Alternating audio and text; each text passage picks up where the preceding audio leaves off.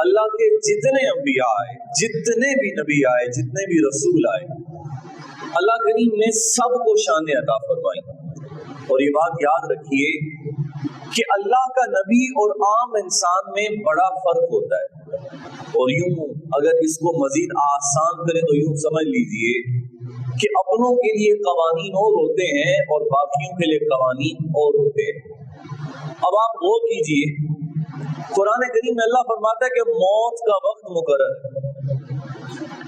جو وقت لکھ دیا گیا اس سے ایک لمحہ بھی آگے پیچھے، مل لینا میرے ساتھ، ایک لمحہ بھی آگے پیچھے نہیں ہو سکتا. جس جگہ موت لکھ دی گئی اس جگہ سے ایک ذرہ بھی آگے پیچھے نہیں ہو سکتا. لیکن سرکار دو عالم صلی اللہ علیہ وسلم فرماتے ہیں موسیٰ علیہ السلام کے پاس ملک الموت آ گئے اور آ کر کہا کہ میں آپ کی روح قبض کرنے آیا ہوں. اب روح قبض کرنا اللہ کے حکم سے ہے یقینی طور پہ، لیکن رب نے اپنے کلیم کی شان بیان کرنی تھی تو پتہ کیا ہوا؟ موسیٰ علیہ السلام نے اس ملک الموت کو کہ جن کے بارے میں حضور فرماتے ہیں کہ ان کا اتنا تلخ اور سخت لہجہ ہوتا ہے کہ دیکھنے والا ان کو دیکھ کے ڈر جاتا ہے، لیکن باری جب موسیٰ علیہ السلام کی آئی، رب کے رسول کی آئی، تو موسیٰ علیہ السلام نے حضرت اسرائیل علیہ السلام کو تھپڑ مار دیا. اب جب تھپڑ مارا تو ان کی آنکھ نکل آئی، وہ آنکھ لے کے رب کی بارگاہ میں واپس گئے. آئے کیا کرنے تھے؟ ذرا ملنا، اب آپ نے میرے ساتھ شامل ہونا ہے. کیا کرنے آئے تھے؟ اور وہ جان جس کے بارے میں کوئی ایک لمحہ بھی آگے پیچھے نہیں ہو سکتا، وہ جان نکالنے آئے. لیکن موسیٰ علیہ السلام نے نکالنے، بولو نا یار، نکالنے نہیں دی، واپس بھیج دیا، واپس چلے گئے. اللہ کی بارگاہ میں گئے، جا کے بتا کیا عرض کی یا الہ العالمین، تو نے مجھے ایسے شخص کے پاس بھیجا جو مرنا نہیں چاہتا، جو زندگی سے محبت کرتا ہے. فرمایا اچھا چلو جاؤ میرے کلیم کے پاس جاؤ، ان سے جا کے کہو کہ آپ اگر زندگی چاہتے ہیں تو بتائیں تو صحیح، آپ اپنے ہاتھ کو بیل کی قبر پہ رکھیے، جتنے بار آپ کے ہاتھ کے نیچے آئیں گے اتنے سال آپ کی عمر کو بڑھا دیں گے. بولو یار، اتنے سال آپ کی عمر کو. اب مجھے بتائیں اگر بیل کی کمر پہ ہاتھ رکھیں تو ہاتھ کے نیچے کتنے بال آئیں گے؟ 10-20 آئیں گے؟ ہزاروں بال آئیں گے ایک ہاتھ کے نیچے. تو پھر موسیٰ علیہ السلام کا تو ہاتھ بھی بڑا تھا، یعنی آج ہمارے والے ہاتھ تھوڑی ہیں، ہاتھ بھی بڑا ہے. بیل کی کمر پہ رکھیں کتنے ہزاروں بال آئیں، ہر بال کے بدلے کتنی عمر بڑھتی ہے؟ سال. رب فرماتا موت کا وقت مقرر ہے. پتا چلا موت کا وقت مقرر ہے، لیکن اللہ نے اپنے انبیاء کو اختیار عطا فرمائے ہوتے ہیں. تو موسیٰ علیہ السلام نے بھی بڑا خوبصورت جواب دیا. فرمانے لگا اچھا یہ بتا، اگر بیل کی پشت پہ ہاتھ رکھوں، جتنے بال نیچے آئیں اتنے سال عمر بڑھے، تو اس کے بعد کیا ہوگا؟ تو کہا اس کے بعد پھر موت ہے. تو فرمانے لگے اگر پھر موت ہی ہے تو پھر تو ابھی چلتے ہیں، لیکن میری جو تو نے روح قبض کرنی ہے نا وہ یہاں نہیں کرنی. اب دیکھیے اختیار کتنا بڑا ہے. یہی موت جب ہمارے ہاں آئے گی تو ہم سے پوچھے گی نہیں کہ جانا ہے یا نہیں، اور نہ یہ پوچھے گی کہ یہاں مرنا ہے کہ یہاں مرنا ہے. موت جب آئے گی تو لے جائے گی. لیکن جب موسیٰ علیہ السلام کے پاس آئی تو فرمایا یہاں نہیں، کہاں جانا ہے؟ کہا بیت المقدس کے اتنا قریب کے بس ایک پتھر پھینکنے جتنا فاصلہ رہ جائے، وہاں میں چاہتا ہوں کہ وہاں میری جان نکالی جائے. اور سرکار فرمانے لگے اگر میں وہاں ہوتا تو کثیف احمر کے پاس تمہیں موسیٰ کی قبر دکھا دیتا.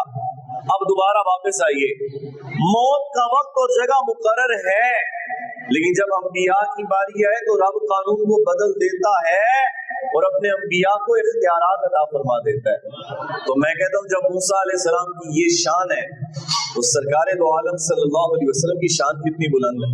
اللہ کریم قرآن میں فرماتا ہے اذ حضر یعقوب الموت، فرمایا یاد کرو جب یعقوب کے پاس موت حاضر ہوئی. کیا ہوئی؟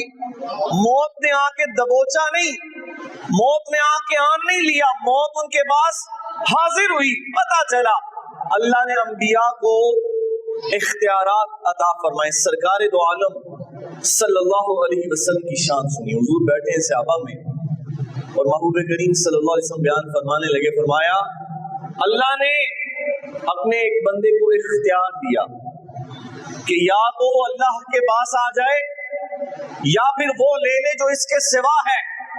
حضور فرمانے لگے اللہ کے بندے نے اللہ کے پاس جانے کو اختیار کیا، منتخب کیا۔ حضور یہ جملہ ارشاد فرما کے خاموش ہو گئے اور صدیق اکبر رضی اللہ تعالیٰ عنہ رونا شروع ہو گئے۔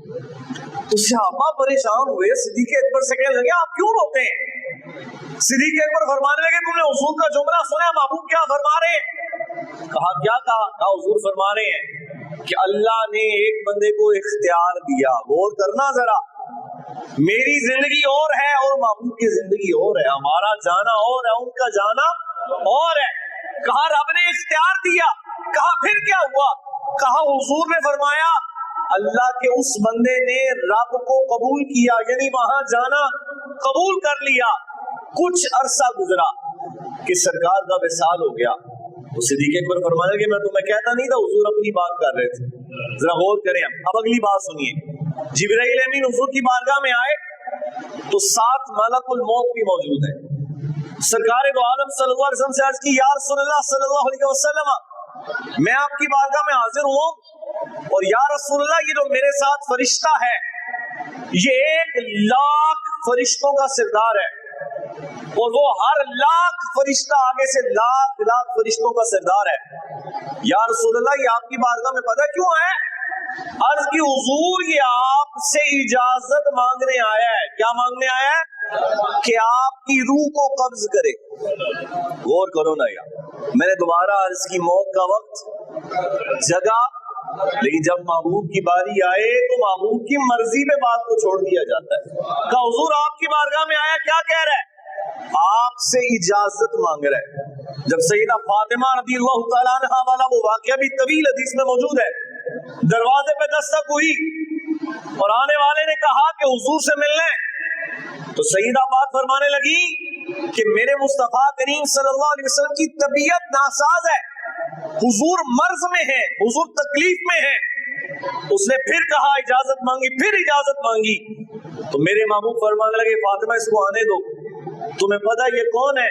فاطمہ سنو، یہ باقی لوگوں کے گھر میں جاتا ہے تو اجازت نہیں لیتا، یہ شان رب نے تیرے باپ کو عطا فرمائی ہے کہ یہاں ملک الموت بھی آئے تو اجازت لے کے گھر میں آتا، یہاں ملک الموت بھی آئے تو اس کو بلا اجازت اندر آنے کی اجازت نہیں ہے، بلکہ اجازت لے کر حضور کی بارگاہ میں آتا ہے۔